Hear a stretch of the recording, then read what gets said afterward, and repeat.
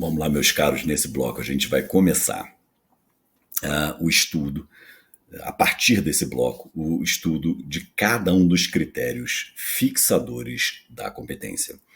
Vamos começar pelo critério em razão do valor da causa. Critério em razão do valor da causa, também chamado de ratione valoris.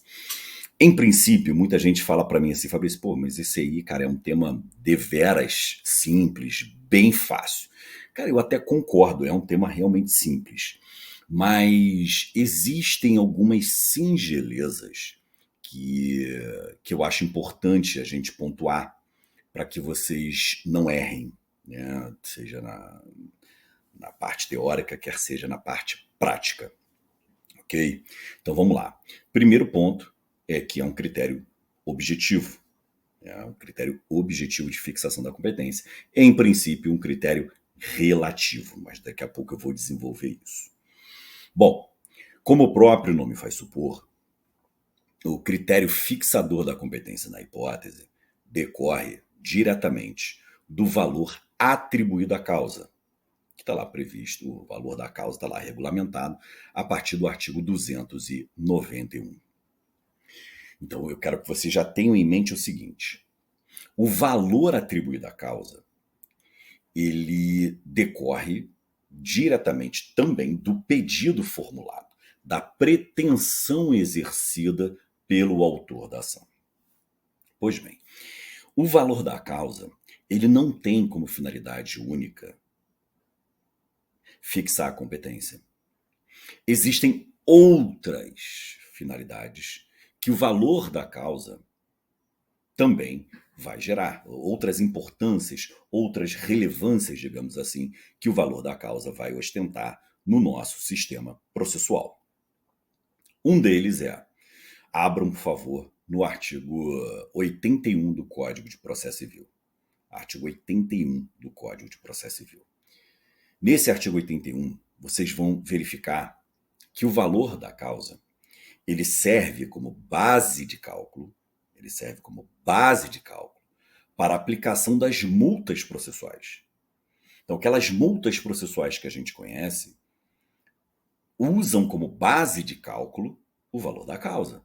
Então, ó, se for um caso de litigância de má-fé, ato atentatório ao exercício da jurisdição, tudo isso parte da base de cálculo valor da causa. Outro exemplo da importância. Abram, por favor, no artigo 496, parágrafo 3º. Artigo 496, parágrafo 3º. Quando você estuda lá o instituto do reexame necessário ou da remessa oficial, você vai perceber que nesse artigo 496, parágrafo 3º, o valor da causa, ele também serve como critério para a dispensa do reexame necessário. Ele serve como critério para a dispensa do reexame necessário. E uma outra importância, abram agora na Constituição, no artigo 100, parágrafo 3º, tem ali mais uma importância que é interessante também para a gente notar, que é a importância para você dispensar o regime do precatório e aplicar o regime do RPV. Então você usa isso lá na requisição de pequeno valor, né? Você sai do regime de precatório e vai para o regime de RPV. Bom, essa é a parte relevante do valor da causa para outros fatores, para outras finalidades no nosso sistema jurídico. O valor da causa como critério fixador da competência ganha uma relevância estratosférica, se é que eu posso usar o termo de astrofísica aqui, nem sei se é astrofísica, mas estou dizendo que é no Sistema Nacional dos Juizados Especiais. Lembrando que o Sistema Nacional dos Juizados Especiais ele é tripartido. Você vai trabalhar com o Juizado Especial Cível Estadual, e aí eu indico lá o artigo 3º da Lei 9.099. Você vai trabalhar com o Juizado Especial Cível Federal, e aí eu também remeto vocês ao artigo 3º, parágrafo 3º da Lei 10.259 de 2001 e Juizado Especial da Fazenda Pública, artigo 2º da Lei 12.153 de 2009. E aqui começa a ter uma certa, digamos, problemática para a gente resolver, e é uma problemática importante. Vamos lá. Primeiro ponto que a gente tem que entender. Afinal de contas, o critério ratione valores é um critério relativo ou é um critério absoluto de competência? Resposta segura. Em princípio, o critério ratione valores é um critério relativo de fixação da competência. Ele é um critério relativo de fixação da competência. E eu posso afirmar isso com base na Lei 9.099. Puxa no Remember. Se você tem uma causa de menor complexidade, até isso está delineado no artigo 3º caput da Lei 9.099, se você tem ali uma causa de menor complexidade, você tem a opção entre a vara civil e o juizado. Se você passa a ter a opção entre vara civil e juizado, significa que esse critério é relativo, porquanto derrogável pela vontade da parte. Ok? Só que eu quero que vocês reflitam da seguinte maneira. Olha só o que eu quero que vocês... Eu nem estou chegando ainda no juizado da Fazenda, nem juizado federal. Mas eu quero que vocês reflitam aqui o seguinte. Abram, por favor, no artigo 3º, parágrafo 2º. Artigo 3º, parágrafo 2º da Lei 9.099. Vocês vão ver lá que algumas matérias estão excluídas da competência do juizado especial. Vejam, matérias. Você vai ver lá, natureza alimentar, falimentar, fiscal, interesse fazendário, acidente de trabalho, resíduos, estado e capacidade das pessoas. Então vejam só, o artigo 3º, parágrafo 2º da Lei 9.099 afasta algumas matérias no âmbito do juizado especial civil estadual. Com base nisso, alguns autores afirmam o seguinte, olha, se essas matérias forem apresentadas no juizado especial civil estadual, será uma hipótese de incompetência absoluta, porque essas causas estão excluídas da competência do juizado. Tudo bem? Outra linha de raciocínio que se aplica no juizado. A gente sabe que o juizado tem um teto.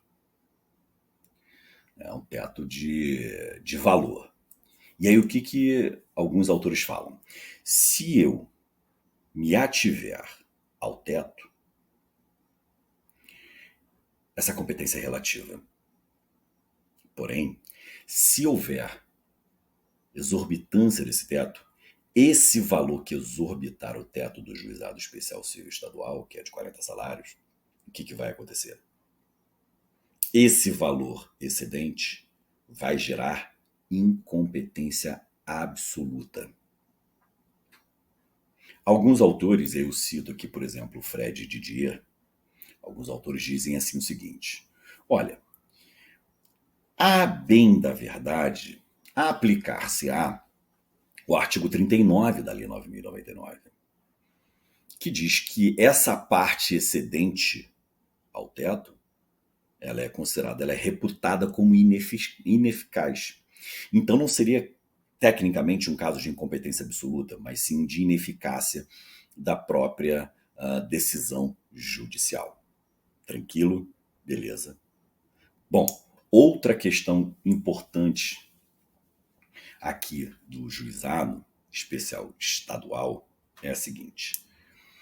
Se nós olharmos o artigo 3º, a gente vai ver que no inciso 1, o legislador fala assim, as causas cujo valor não exceda 40 vezes o salário mínimo. Se não me engano, é uma redação parecida com isso. E aí depois você vai ver O inciso 2 faz referência ao 275, inciso 2 do CPC. Esse é o CPC de 73, que eram as causas sob procedimento sumário, qualquer que fosse o valor, ou seja, era matéria. Inciso 3 fala da ação de despejo para uso próprio. Inciso 4, ações possessórias sobre bens imóveis, mas de valor que não exceda o inciso 1. Então, o que eu quero que vocês tenham em mente aqui, olha a briga que existe. De um lado, vocês vão ter uma tese que é chamada tese unitária da competência, que diz assim: não interessa a matéria veiculada, sempre tem que ser observado o teto de 40 salários mínimos. Do outro, você vai encontrar a tese dualista, que diz assim: são duas as esferas de atuação do juizado. Uma esfera é aquela que está atrelada ao teto. Incisos 1 e 4 do artigo 3º.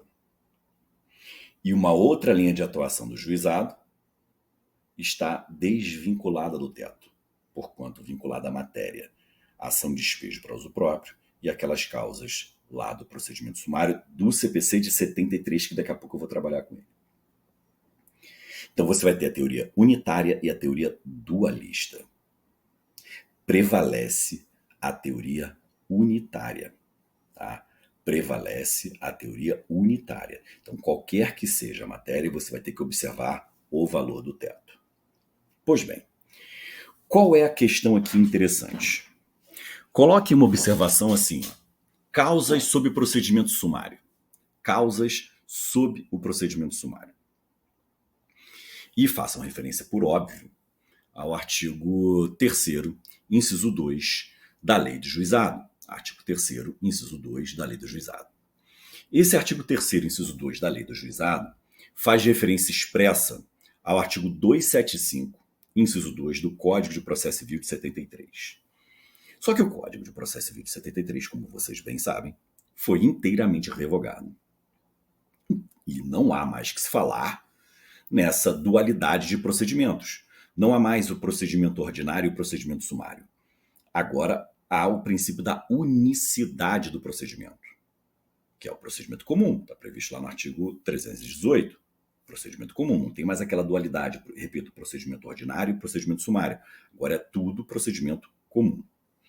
E aí o que você poderia pensar? Pô, Fabrício, então se agora está tudo sob a égide do procedimento comum, então esse artigo 3º, inciso 2 da Lei 9.099, que nos remete ao CPC de 73, perde a essência. Lê do engano. Abram, por favor, no artigo 1063 do CPC, porque vocês vão ver que o artigo 1063, que está lá na parte transitória do CPC de 2015, esse artigo 1063, ele manteve as causas de procedimento sumário sob a responsabilidade do Juizado Especial Civil Estadual, enquanto não for editada uma lei específica. Então, enquanto não for editada uma lei específica, permanecerá essa questão relacionada ao procedimento sumário. Tudo bem? Fechado? Pois bem, para a gente encerrar aqui essa análise. Como que fica, portanto, o Juizado Especial Civil Federal e o Juizado Especial da Fazenda Pública, no que tange ao critério ser relativo ou absoluto, que foi a observação extensa que a gente abriu aqui. No que tange ao JEF e ao Juizado Fazendário, a lei é clara. A lei é clara. Nos locais onde existir o juizado instalado, o autor não tem opção. Ele não vai optar entre a vara federal e o juizado. Ele não pode optar entre a vara civil e o juizado da fazenda. Ele tem que promover a ação no juizado. Isso está claro na lei do juizado federal e na lei do juizado fazendário. A partir do momento que você não tem essa opção, qual a conclusão que você chega? Essa competência não é derrogável pela vontade da parte. façamos o silogismo. Se ela não é derrogável pela vontade das partes, significa dizer que ela é inderrogável. E se ela é inderrogável, é porque ela é absoluta. Tudo bem, meus queridos? Então, no próximo bloco, a gente continua.